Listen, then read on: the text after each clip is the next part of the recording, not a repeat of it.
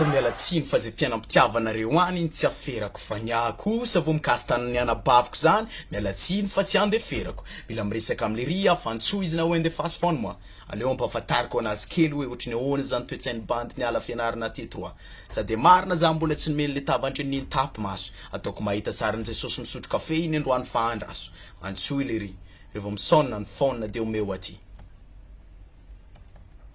Allo valy, voalohany aloha ianao tsy laiko mamaly za miresaka aminao itezitra fa tsy faly satria vao nenabafiko ny kasian-tanany de hatratina marary ity misy fanontaniana fantatry valy ve hoe inona ny anjara asan'ny tanany raha tsy fantatrao valy de ny tanany natao anafisafa tsy sanatrikory natao hoe kapaka misaoran'Andriamanitra lafa tsy tetonilako raha tsy zany efa taminy tany lazy an'ny akapaka so de very lafalika mandehandeha eraky ny tanany ny anabafika hoe daroa lahy isak'izay te hidariko ela zay tsy nahaizany lany an'izay fa androany laha tsy maintsy ianariko rehefa tsy zakansena valy mijery katsy ny dana sy lodrama fa tsy nianabafiko ny anaovany lahy erisetra mba matahory lahy karma sady taloha bavy madogadonga fa tsy zay niarahany tam'lahy izao lasa maigra sady lahy ka hetra velona tsy omeny la vola fa mbola any amin'eny izy mangataka vola rehefa tonga ny règle